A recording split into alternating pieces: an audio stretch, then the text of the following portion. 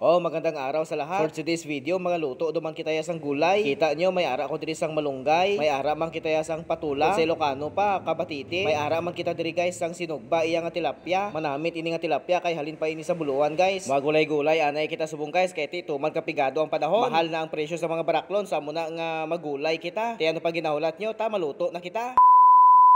Totoo talaga yung sinasabi nila guys na kapag mayroon kang itinanim, meron kang aanihin. Kagaya nitong malunggay na tinanim namin sa harapan ng malaking bahay namin, no? Yung di punggol, may dako gali ako nga balay guys. Tignan nyo yung aso guys, so ginakahulan niya ako. Hoy, tumigil ka, kilawin ta kada karon. Sa puntong ito guys, naka-timelapse tayo kaya konting bilis lang. Kitang-kita nyo, binabalatan ko yung patula natin guys. Masarap ito. Makulay ang buhay guys kapag ang ulam natin ay palaging kulay. Mahirap naman kung puro karne ang ulam natin at isa pa sa panahon ngayon. Mahirap na bumili ng karne guys kasi ang kilo ng karne ngayon sa palengke tag 350 pesos ng kada kilo. Baw, grabe, perti kamahal. Grabe na ang inflation nga nagakalanabo diri sa pungsod Pilipinas guys. Kaya sa panahon ngayon, kailangan nating maging praktikal. Kailangan nating magtanim-tanim ng gulay sa paligid ng ating bahay. Kasi nga naman guys, kahit gulay, tumataas na ang presyo nito. Maalala ko pa noon guys, ang talong tag 10 lang ang bugkos, ngayon tag 15 at tag 20 na. Ay, ambot na lang gid.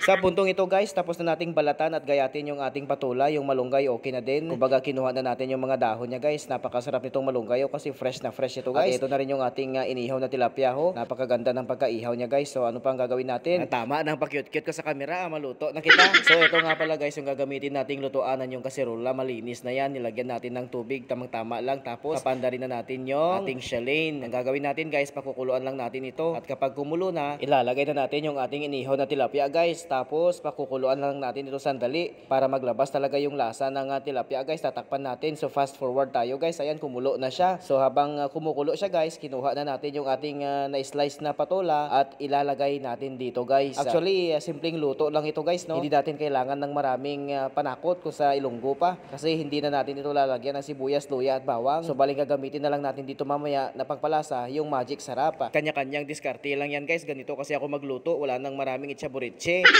Kapag ganitong gulay ang lulutuin ko guys, basta importante may subak lang ang tilapia, okay na. Ang magbibigay lang ng lasa nito mamaya yung tilapia, tapos lalagyan lang natin na, ayan na oh, magic sarap. Yan, ibubudbud natin yan. Makulay ang buhay sa sinamawang gulay. Magic sarap baka naman. Tapos ang susunod na ilalagay natin guys, yung asin, tamang-tama lang, wag masyadong marami kasi baka maalat yan mamaya guys. And then, tapos natin nalagyan ng magic sarap at asin, tatakpan natin yan at pakukuluan sandali. Tapos kapag kumulo na, ang gagawin natin, titikman natin guys kung tama na yung lasa niya. Ngayon kung maalat yan, dagdagan natin ng tubig. Pero kung tamang-tama na yung lasa niya guys, at okay na yan. Be, tikman natin be kung okay ang lasa be. Mainit.